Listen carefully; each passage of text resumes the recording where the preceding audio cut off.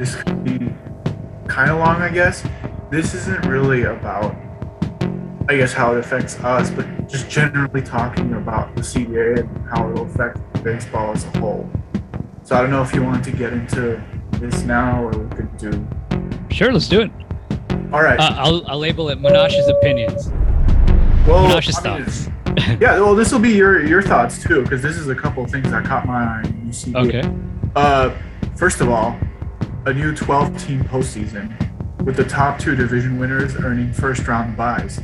So it sounds like the entire postseason is going to be restructured. Sounds like football, yeah. You know about this, yeah. Yeah, I know. Honestly, a compromise is a compromise. What I feel about it is, well, honestly, I've always hated the freaking wildcard game.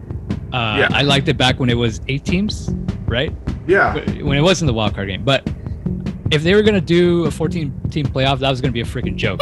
That's like almost half the league right there. Like if they do 14, I mean, who's to say one day we wouldn't have a 20-team playoff or freaking 28-team playoff? You know, well, we're stepping in that direction. That's what I'm saying. It's yeah, but at least it's not. They didn't make the big leap right now. So and the way I think they want to test the waters there. Yeah, I mean, hopefully it's just testing the waters. Yeah, I don't know. I'm with you because it does, like, it takes away from the integrity of being a division winner or being a top winner, just having a lot of wins. Like last year, Dodgers and Giants. Yeah, the freaking 106-win team shouldn't be in a freaking wildcard game. That's all I know.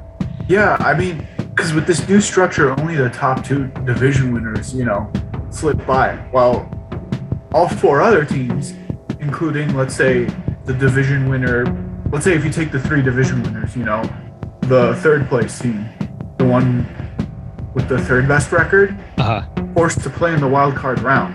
It's a wild card round against that third division winner and I guess the third place wild card team. It's really weird. The one thing I do like about that is that it's a round now. It's not just one game, one freaking sudden death game, which is I never liked. True. So at least they're doing 3. I don't know.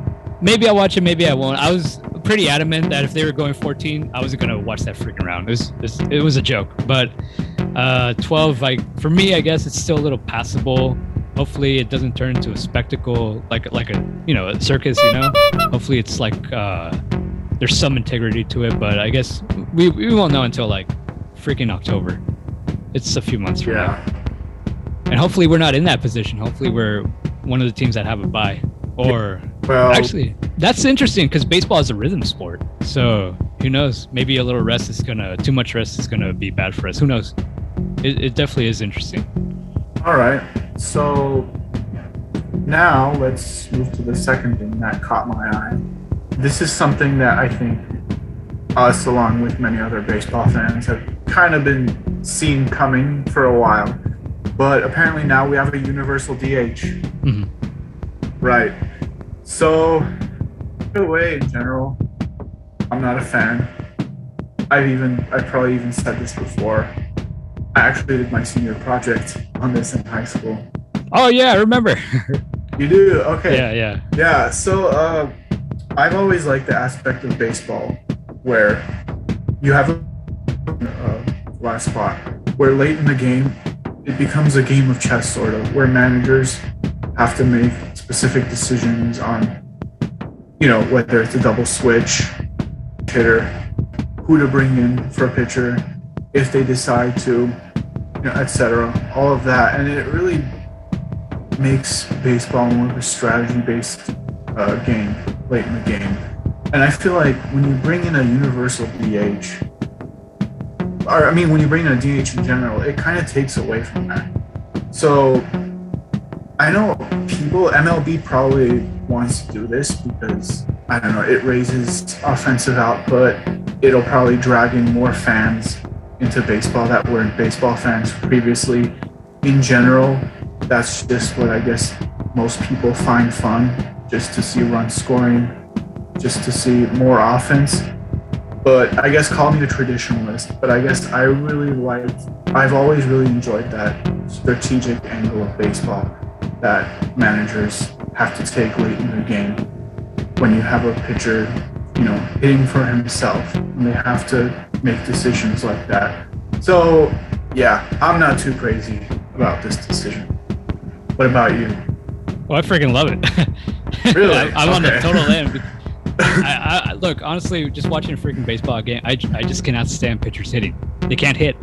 It's a freaking waste of some can, though. That's the thing. And very few can. It's moments. It's moments versus the entirety of a 162 game season. That's true. I mean, in general, they can't. But then, that's the lesser argument. I feel like for me, the pro pitchers hitting for themselves argument is what I just said. But strategy thing, yeah. You also do get these rare special moments, like Bartolo's home. We would have never had that, if there was a universal DH at the time. Yeah. Yeah.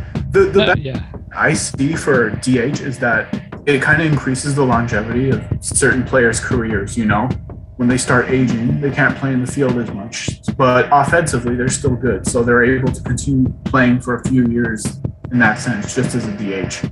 Yeah, I think that's if you forget about everything else, I guess that's the biggest pro that the DH brings, is that it should keep guys healthier. That's not just only position players like Nelson Cruz or maybe even Albert Pujols. Exactly. But I think it also preserves your pitchers. It's just another freaking variable that they can control. Like when they go up to the plate, who knows, maybe they get hit by a pitch, maybe they pull something, I don't know. It's just also for them to not get injured, because they're always freaking getting injured. So I think health-wise, I think it's logical just to have that. But I guess for aesthetics, I can see the argument for strategy. I just see that. But although with pitchers, most of their injuries are something that happen on the mound while they're actually pitching. So, I guess from a standpoint of looking at it as limiting injuries, I honestly don't think it'll make that much of a difference. It probably is insignificant, but if you're a team, I don't know, last year I remember Zach Gallen. He was the guy who went down because of something at the plate. I think it was Jack Flaherty, I'm not sure. It was another big name pitcher who went down because of, he came up to bat and it was something. It's I guess if you're a pitcher and if you're a club and you do have a star pitcher and that happens, you're really what the fuck. So so it may be insignificant, big picture, but theoretically I think if you can do whatever you can to keep your guys healthy, I think you will lean towards that. Yeah, that's why. I agree. You could get some, I guess, isolated scenarios like that with pitchers being injured at the plate. Yeah, if it's a freaking journeyman, no one cares, but if it's a guy like Kershaw who gets hurt, then for sure. Big blow. For me, nothing really changed. It's pretty much all the same. Well, the one thing I do like from this new CBA is that they're forming apparently a joint committee of players, MLB people, and an umpire. So I guess players have a little more input in kind of the, I don't know, business decisions or rules or whatever, but at least they have more input there, which is I think more fair, more balanced. So that's I like that. Yeah, but for me, it was pretty much the same old. It was money things that had to it's just technical things. I always thought it was going to be pretty much the same thing. For me, I would totally remake baseball, but I'd go radical on that. But for sure, whatever they had, whatever. It's over. Everyone got what they wanted mostly, and I don't know. That's it.